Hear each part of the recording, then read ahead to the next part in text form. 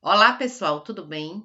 Para quem não me conhece, eu sou Luciane Domingos, eu sou corretora de imóveis, eu tenho técnico em transações imobiliárias, que é o TTI, pelo Sindimóveis, e também sou formada em ciências contábeis. Hoje eu vim conversar com vocês sobre uma questão que tem me perguntado bastante, que é a questão do repasse. O que é um repasse de um imóvel? Quais são os riscos de comprar um repasse? Então, pessoal, uma coisa que eu quero conversar com vocês, antes de vocês fazerem qualquer transação imobiliária, é procurar um profissional capacitado para fazer esta intermediação. Veja que eu iniciei o vídeo já falando que eu sou técnica em transações imobiliárias. E também, no meu caso, eu sou formada em Ciências Contábeis pela Universidade Católica. Por que eu quis dizer isso? Para você saber que eu já tenho um conhecimento na área. Então, assim, algumas pessoas pensam que ser corretor de imóveis é uma profissão que não tem muita importância. A pessoa tem uma casa, o outro quer comprar, a pessoa vai lá e compra. Mas não é bem assim. Então, assim, e isso tem sido uma prática muito comum. Prática essa de algumas pessoas que não são corretores e vão intermediar a relação de compra e venda de imóveis, é uma prática criminosa, né? Podendo dar até prisão. Por quê? Porque você está no exercício ilegal da profissão. Então, por que isso é tão grave? Podendo gerar até prisão. Por quê? Isso envolve uma das coisas que é mais importante do ser humano na vida, que é a compra de um imóvel. Isso é uma coisa que, para muitas pessoas, é a realização de um sonho. Tanto que quem me conhece, me tem no WhatsApp, vai ver Luciene Imóveis realizando sonhos. Então, assim, quase toda compra de um imóvel é um sonho. E muitas vezes esse sonho ele vem a se transformar num grande pesadelo. Por que acontece isso? Porque é uma compra mal feita. É uma compra que muitas vezes a pessoa investiu a economia de uma vida numa coisa que não deu resultado. Por que não deu resultado? Porque ele não estava acompanhado de um profissional capacitado. Então, hoje eu venho fazer esse vídeo muito mais específico para o pessoal do condomínio Águas Claras. Inclusive, aproveito esse momento para agradecer as pessoas que confiaram em meu trabalho, que me procuraram e que conseguiram realizar um sonho, que foi a compra do seu primeiro imóvel. Gente, muito obrigada. Esse vídeo está bem direcionado, especialmente o pessoal aqui do Águas Claras, porém, ele pode ser passado para qualquer pessoa, porque nós vamos tratar de um fato chamado repasse, tá? Que isso é comum em todo e qualquer empreendimento. Mas por que aqui do Águas Claras? Porque, como todos sabem, os apartamentos da construtora já foram 100% vendidos. Teve uma série de vantagens para comprar. Infelizmente, quem não aproveitou é lamentável, porque agora, conforme eu falava lá, e muitas vezes durante o atendimento eu explicava isso para o cliente e o cliente muitas vezes pensava que era conversa. Então, foi uma oportunidade única, com uma entrada totalmente facilitada. Pessoas que ficaram com parcelas de uma entrada de cento e poucos reais. Estou falando da entrada, não da parte do financiamento. Gente que ficou com zero de entrada. E pasme, teve pessoas que recebeu a chave do apartamento e ainda recebeu dinheiro. Era a promoção que nós tínhamos. Então, conforme eu avisei a todas as pessoas que conversavam comigo, esse empreendimento iria acabar rápido e também iria aumentar de preço. Fato. Então, veja, hoje as pessoas têm me procurado muito para repasse. Só que as dúvidas são enormes. Para você entender um pouco melhor, eu vou voltar à qualificação do corretor de imóveis, para você saber que para eu estar aqui te explicando, eu estudei tudo isso. Então, assim, ser corretor de imóveis exige um conhecimento. Eu vou passar aqui bem rapidinho uma grade curricular de um curso TTI, Técnico em Transações Imobiliárias. O que é que nós aprendemos no curso de Técnico de Transações Imobiliárias? O que é que se aprende no curso de corretor de imóveis?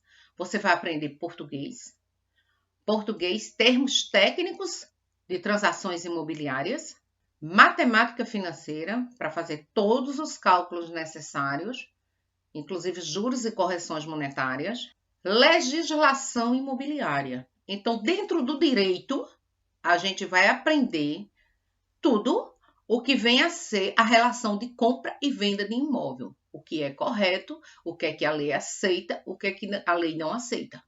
Ética profissional e relações humanas. A ética profissional, a gente tem que saber como se comportar como um corretor de imóvel, tanto em relação ao cliente quanto aos nossos colegas.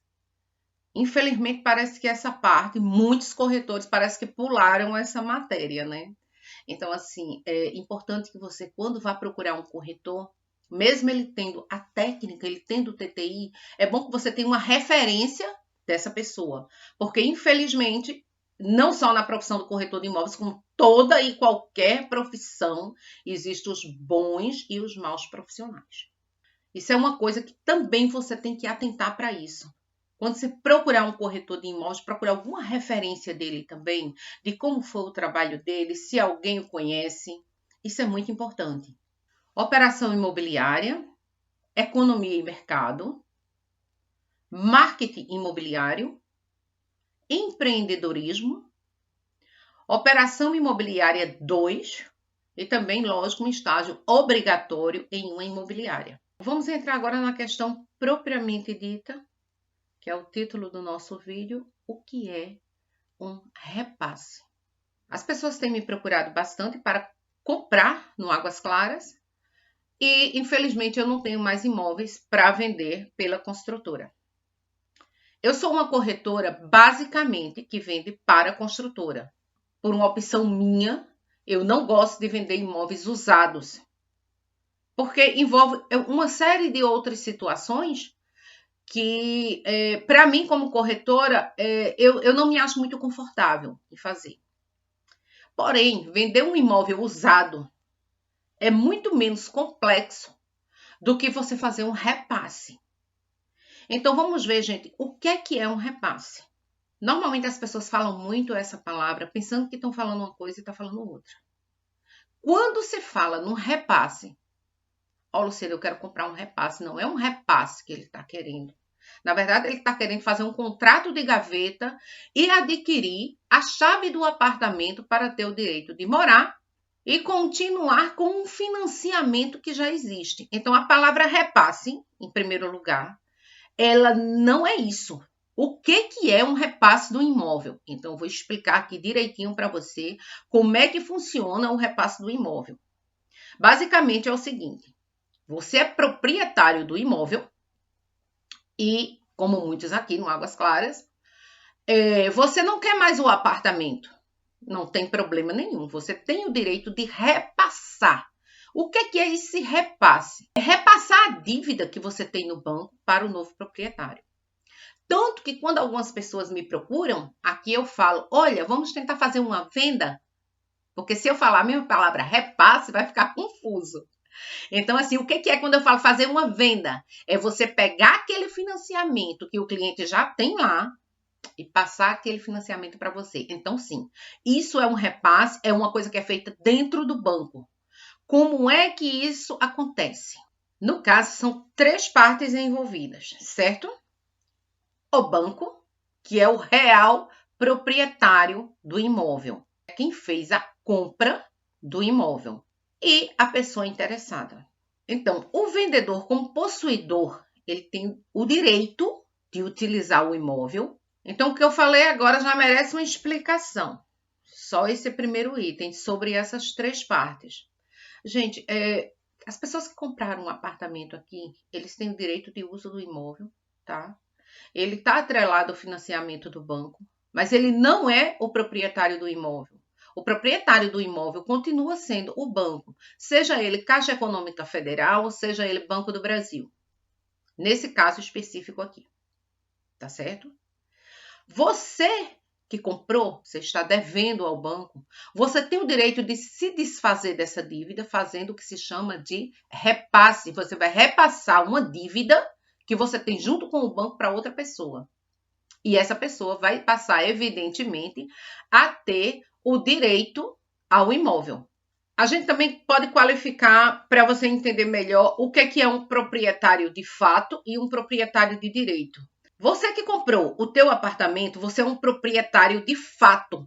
O que é fato? Realmente você utiliza o apartamento como proprietário e também é responsável por toda a situação referente a condomínio, energia, IPTU. Então, de fato, na realidade, você é o proprietário do imóvel. E o que vem a ser um proprietário de direito? O proprietário de direito é aquele que juridicamente tem direito ao imóvel, que é o caso do banco.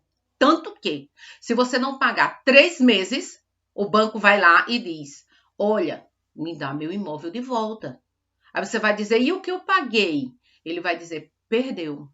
Porque você já utilizou durante esse tempo o teu direito de fato de utilizar o imóvel. Compreende, gente? Então, o proprietário do teu apartamento, na realidade, ainda é o banco até que seja quitada a última prestação.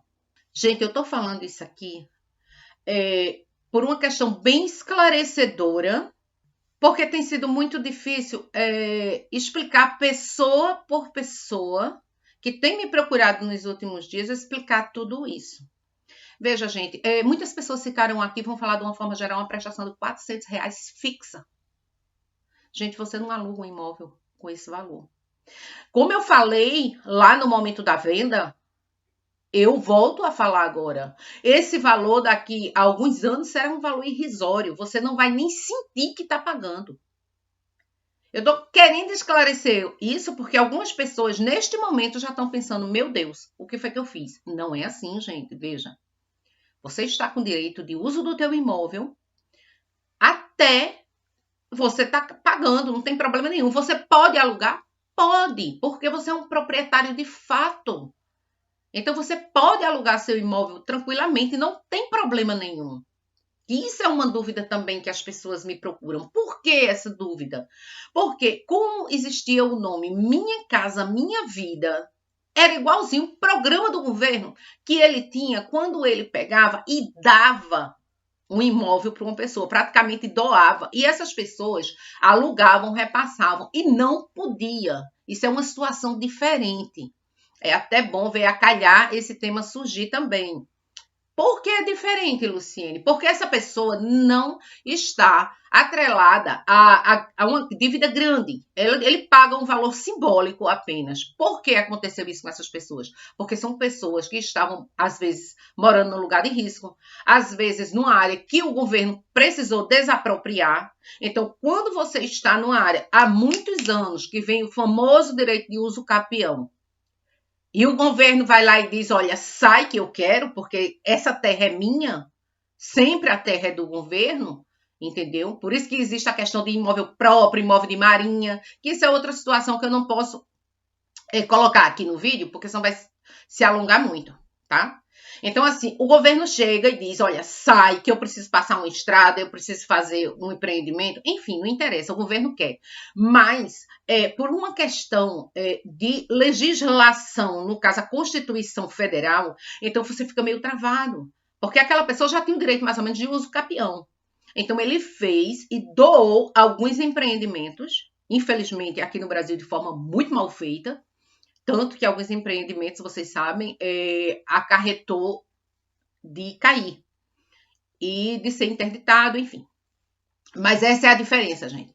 O imóvel Minha Casa Minha Vida que vocês compraram é de vocês. Vocês podem alugar, vocês podem repassar. Esse imóvel que foi dado pelo governo não pode, porque aquilo só foi dado pelo governo porque a pessoa tinha necessidade de moradia e ela já estava ou em situação de muito risco ou porque o governo pediu.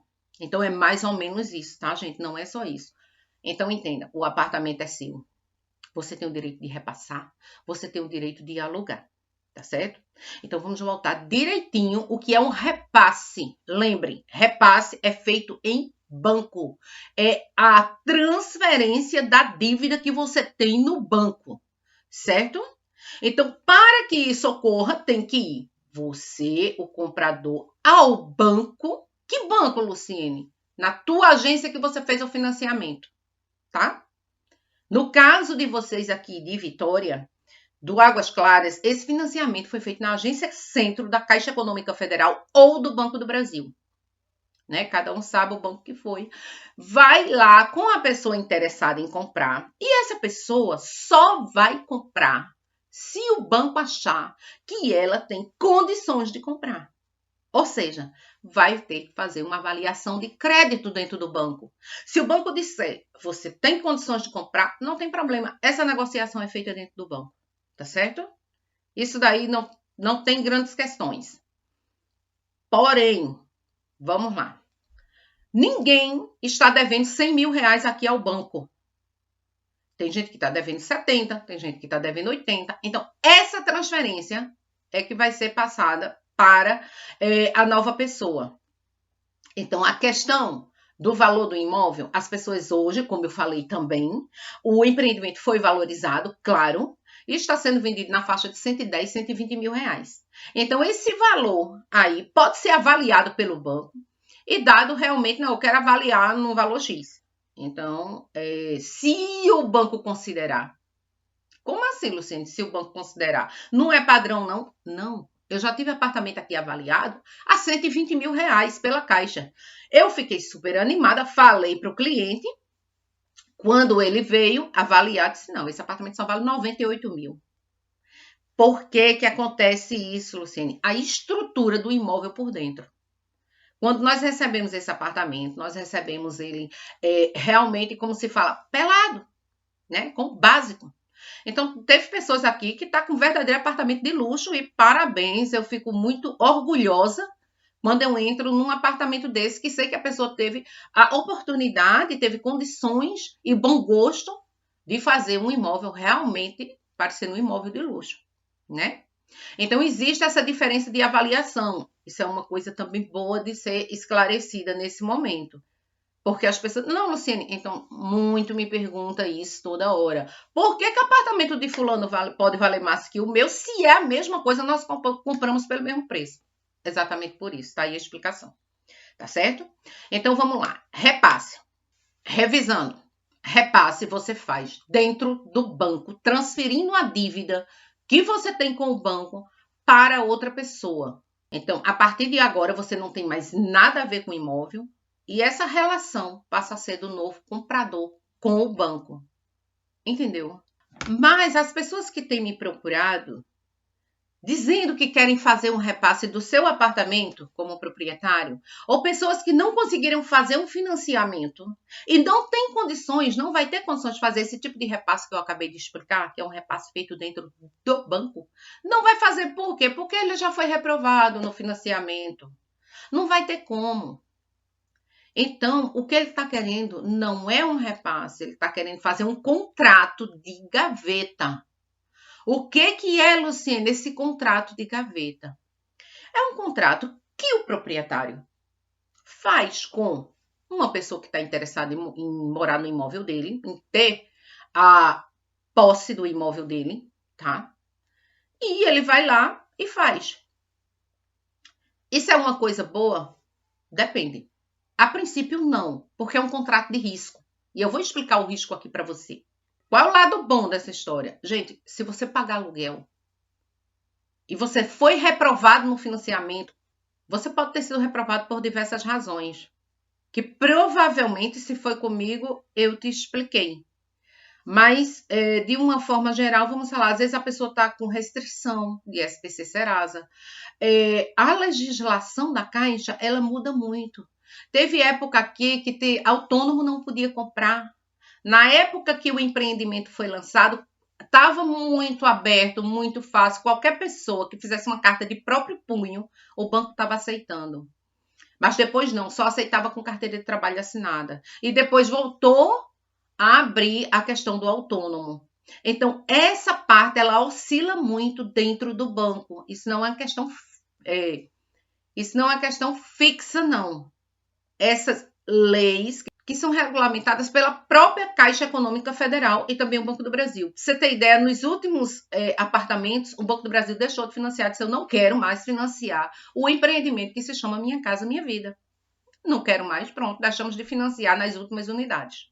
Então, agora vem a parte mais importante, prestem bem atenção no que é que vocês, proprietários, querem fazer e nos interessados em comprar uma chave do apartamento, digamos assim. Lembra que antigamente eu quero comprar uma chave, era mais fácil do que essa questão de repasse. Porque o repasse ele é feito dentro do banco, é uma transferência de dívida, ou seja, essa questão de repasse se chama justamente uma compra normal, do jeito que a pessoa fez com a construtora e que fará em qualquer empreendimento que seja financiado. Isso é um repasse. Mas o que as pessoas têm me procurado para fazer não é um repasse. As pessoas têm me procurado para fazer um contrato de gaveta, que é feito fora do banco, em cartório. Só que este contrato de gaveta, ele vem normalmente também com uma procuração.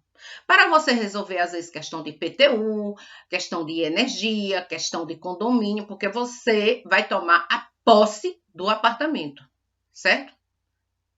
Ô, Luciene, e essa posse aí eu vou poder alugar? Não aconselho, tá? Neste caso, eu não aconselho que você comprando uma chave de um apartamento alugue. Você vai entender quando eu te explicar o que vem a ser esse contrato de gaveta.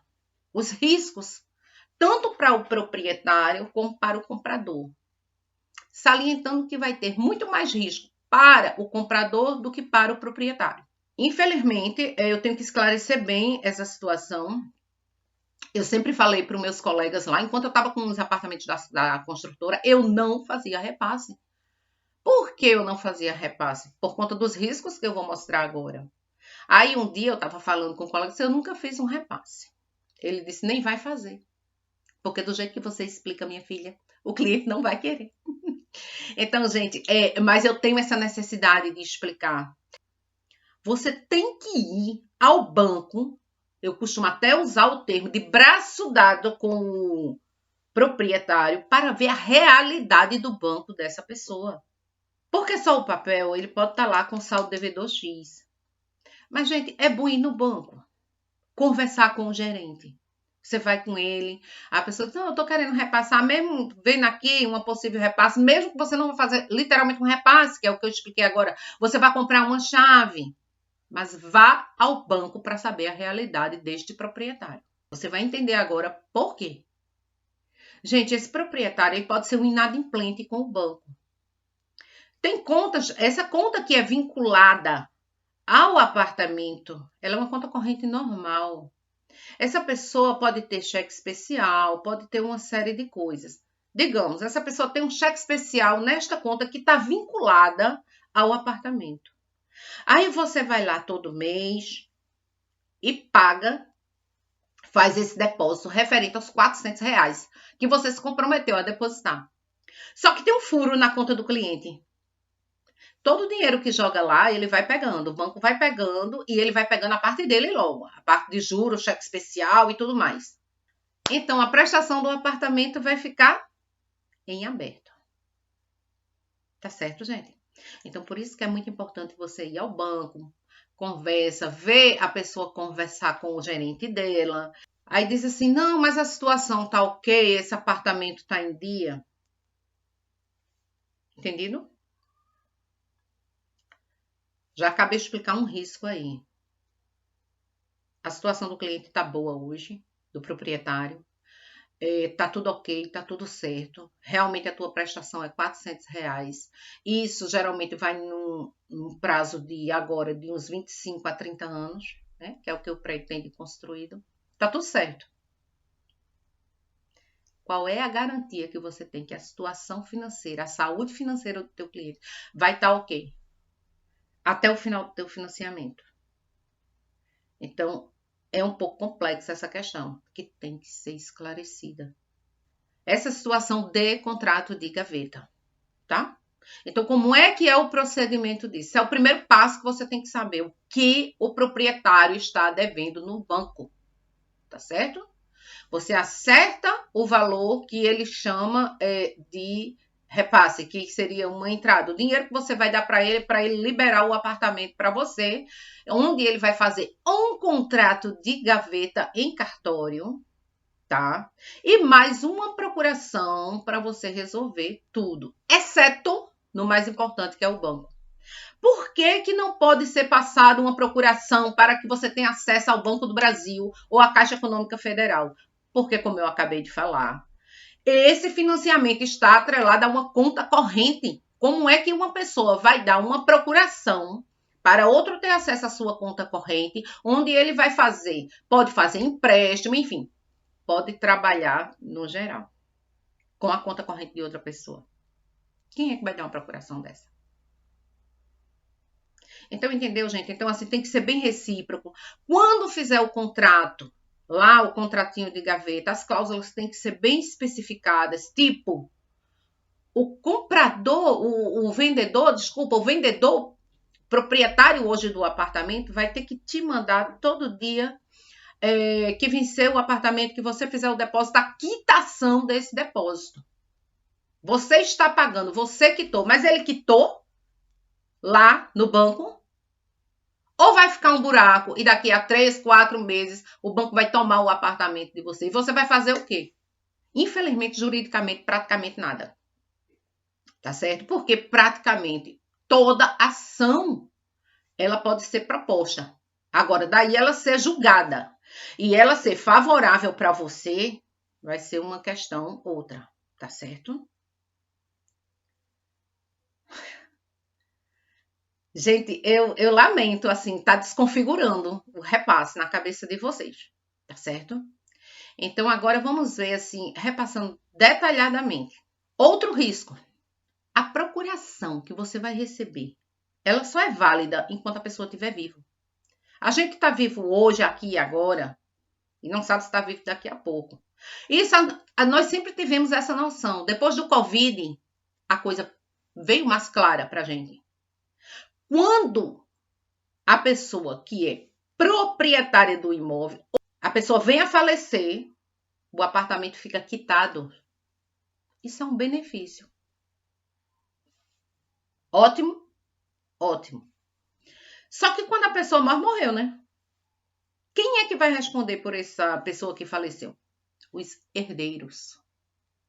Gente, o processo de inventário é uma coisa extremamente complexa.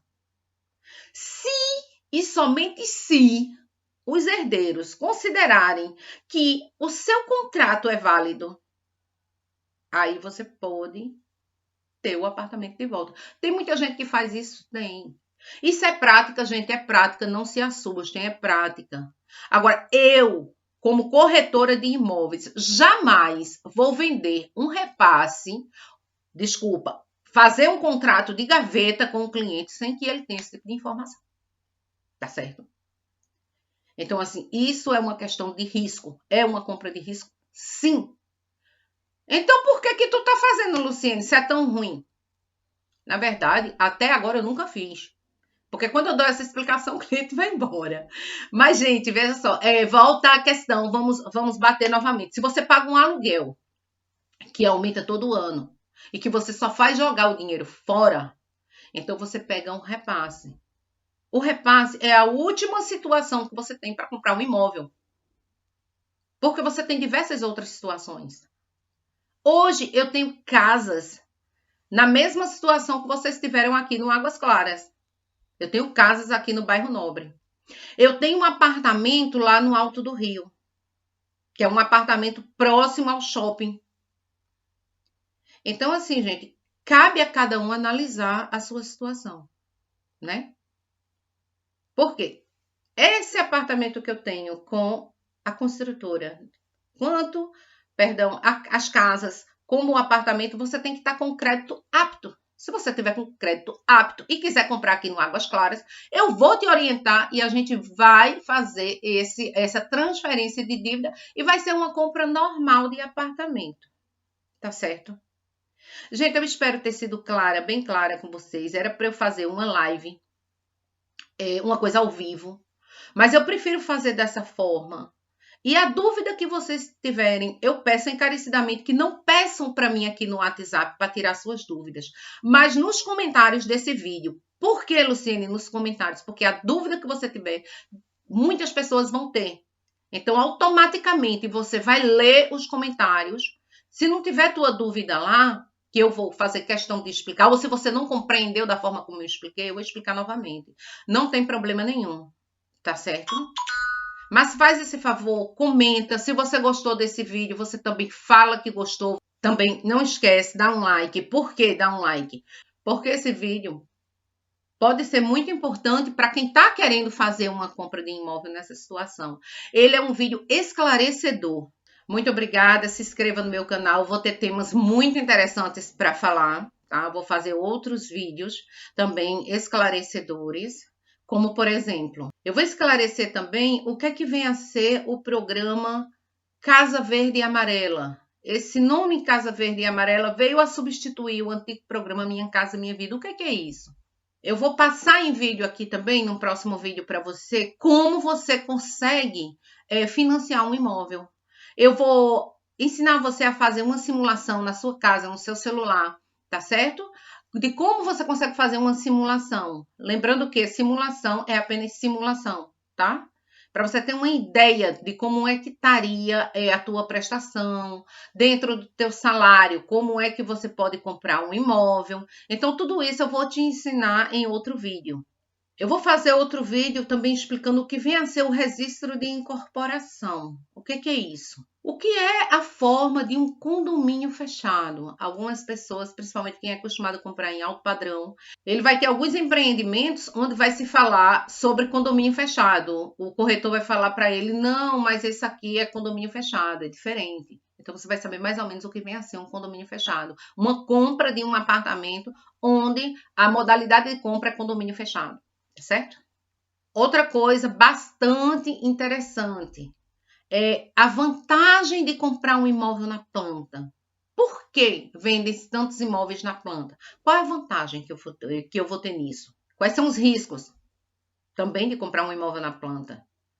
Hoje, praticamente nós não temos riscos de compra de imóvel na planta. Eu vou lhe explicar por quê. Quais as documentações exigidas para a compra de um imóvel?